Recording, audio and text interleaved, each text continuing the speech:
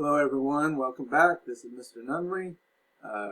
So I have now completed two recaps, or 15-minute recaps of Act 1 of Romeo and Juliet. I'm obviously taking more time than what I planned.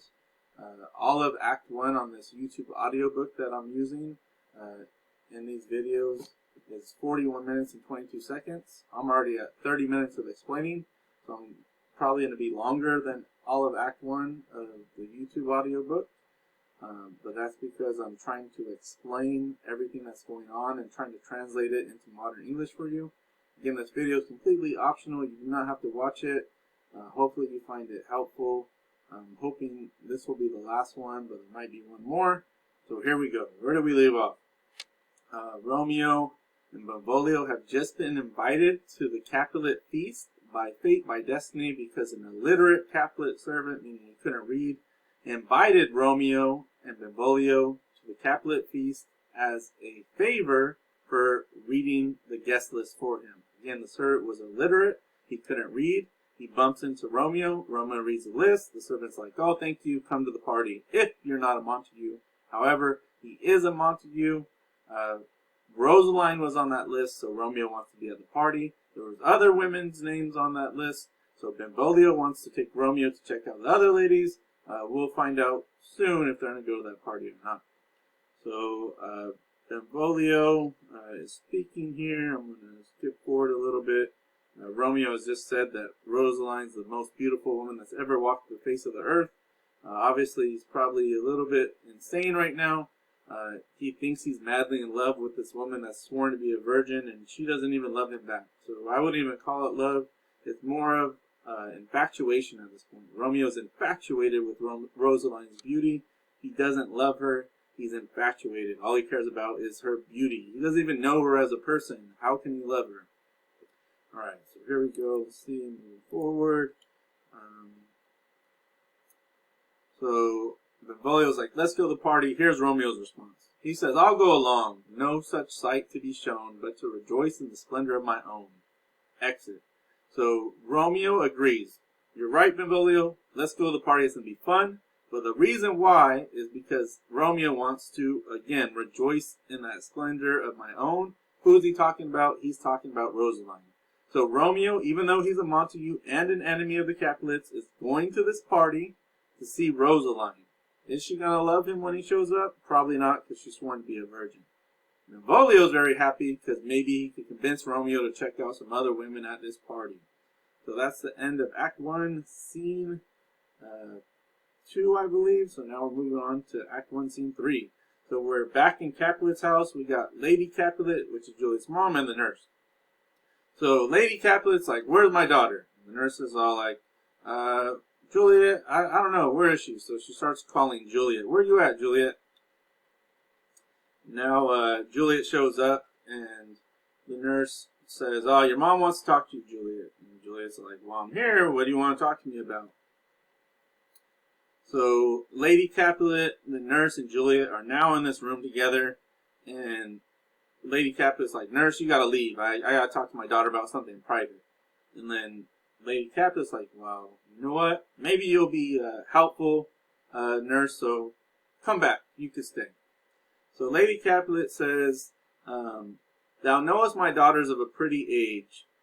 Well, before that, I have remembered me, thou hear our counsel, thou knowest my daughters of a pretty age. So Lady Capulet is basically saying, my daughter is at the age where it's time to start thinking about some adult choices.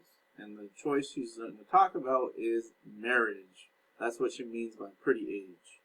So the nurse says, oh, I know Juliet's age very well. I could tell you her age up to the hour.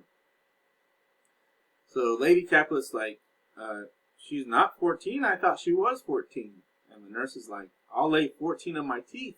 And yet to my teen it be it spoken, I have but 4. She is not 14. So Lady Capulet and the nurse are having a debate about Juliet's age right now. So you may be thinking, why are they having a debate? Like everyone knows, or should know her birthday. So the problem here is this. Lady Capulet is rich, wealthy, so she doesn't know her daughter really well. The nurse is like a caretaker, a nanny to Juliet. The reason why she's called the nurse in the first place is she was originally a wet nurse. What does that mean? She breastfed Juliet. So Juliet's own mother didn't even breastfeed her. Breastfeed her.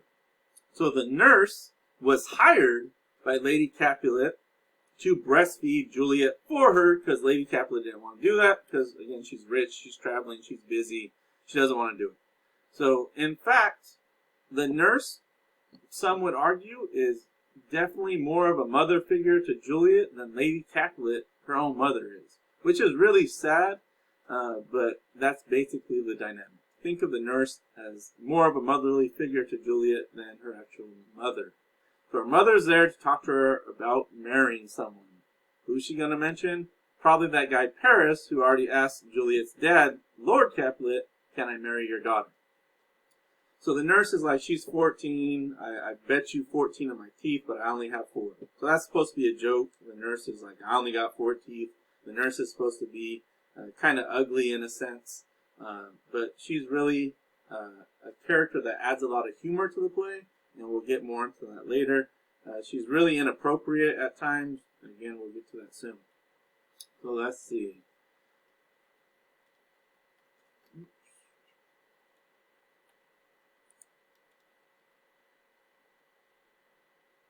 Alright, so the nurse is basically now going on and on and on to convince Lady Capulet that Juliet, her daughter, is really 14 years old. So she says, even or odd, of all days in the year, come Lammas Eve at night, she'll be 14. So the nurse is like, Juliet's birthday is on Lammas Eve. She's 13 right now. When Lammas Eve comes, she'll be 14. So the nurse goes on, she says, Susan and she, God rest all Christian souls, were of an age well. Susan is with God. She was too good for me. So this is really a sad story. Apparently the nurse had an actual daughter named Susan, but unfortunately Susan passed away as a child. So the reason why the nurse was able to breastfeed Juliet in the first place was because she had a baby of her own. So she simply shared the breast milk with Juliet and her own daughter. Again, her daughter has passed away, but she's stayed in the Capulet family by taking care of Juliet. Since the nurse's only daughter passed away, the nurse has now looked at Juliet as her own daughter in a sense because she essentially raised her. Alright, moving on. So basically, there was an earthquake 11 years ago, and when this earthquake happened, Juliet was basically stopping the breastfeeding process. So it says, and she was weaned. To be weaned is when a baby stops breastfeeding. When does that happen? Around a year, some people 2 years. So if this earthquake was 11 years ago and Juliet had just stopped breastfeeding, that means we'll say she was 2. 2 plus 11 is 13. That's why Juliet's 13 years old. So how did they get babies to stop breastfeeding? They got this herb called wormwood, and they rubbed it on their nipples, and it tasted really bitter and disgusting. So a mother would rub this herb on her nipple. The baby would taste this bitter, this nasty herb, and not want to ever go back. And that's how they got babies to stop breastfeeding. So we're going on, moving forward. If you didn't believe me, again it says, when it did taste the wormwood on the nipple, oh my dug, and felt it bitter, pretty full, to see it touchy and fall out with the dug. So she's saying that was the last time Juliet breastfed from me. Alright, so getting on, and since that time it is 11 years, for she could stand alone, nay, by the rood. So when do kids start walking? Around a year. By the time they're 2, they could run around a little bit. So that's basically what she's saying here, the nurse, that she could stand alone. It says she could have run and waddled about, again reinforcing the idea that she was 2, for even the day before she broke her brow. So a brow, think of like your eyebrow. So one day, and a lot of little kids do this, Juliet was running around and she fell and she hit her head, and her basically around her eyebrow she got a little cut, and her forehead split open in a sense.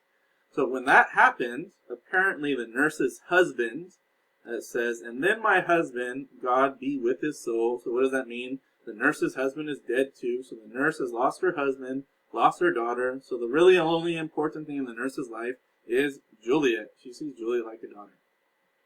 So the nurse says, the nurse's husband, when he was alive, said, Yea, quoth he, dost thou fall upon thy face? So he asked Juliet, did you fall on your face? Thou wilt fall backward when thou hast more wit, will thou not, Jule? And by my holidame, the pretty wretch left crying and said, I. So again, the nurse creates sexual humor, comedy in the play. So apparently, this 2-year-old little Juliet fell and busted her eyebrow or forehead. And the nurse's husband said, oh, Juliet, you fell and hit your face? When you get older, if you're smart, you'll learn how to fall on your back, right? And little 2-year-old Juliet's like, yeah. And that's supposed to be funny because what does he mean by that? Oh, when girls get older, smart ones learn to fall on their back. Why do they learn how to fall on their back? Because that's how you get a husband. If you can't figure out what I mean by that, think of falling on your back on the bed and men getting on top of you. So smart girls learn how to fall on their backs because that's how you get husbands. And again, they're saying this to a little 2-year-old girl, and Julie's like, yeah, I'll learn how to fall on my back one day. And the nurse and her husband laugh hysterically because they think that's so funny that the little 2-year-old said, yeah, I'll learn how to do that one day. All right. So again, the nurse has been going on and on about this. This is called a monologue, where someone has an extended speech where they talk and no one else interrupts. Finally, Lady Captain's like, I've had enough. Okay, she's 13, I get it. And the nurse continues her sexual comedy and inappropriateness by saying, yes, madam, yet I cannot choose but laugh to think it should leave, crying and say, I, which means yes, and yet I warrant it had upon his brow a bump as big as a young cockerel stone. So more sexual humor. Apparently, when Juliet fell and split her forehead open, she got a bump, which is common, and the nurse is all like, oh yeah, that bump on her head, it reminded me of a cockerel stone, which means rooster's testicles. Oh yeah, that bump on her head looks like some rooster balls. Okay, again, the nurse is creating humor. She's inappropriate. A lot of her humor is sexual in nature. So this is supposed to be a funny scene. And again, she reminds everyone, oh yeah, little Juliet, my husband said when you get older, you'll learn to fall on your face. And Juliet's like, yes, I will. And I think that's the funniest thing. All right, moving forward. So finally, they get on with the topic, and the nurse says, peace I have done. God mark thee to his grace. Thou was the prettiest babe that I ever nursed, and I might live to see thee married once. I have my wish. So the nurse's one wish in life is to see Juliet get married one day. So again, that shows how much the nurse cares about Juliet, how special Juliet is to her. The Lady Capulet's like, oh, marriage, Mary, that's the one thing I came to talk to you about. Mary is the very theme.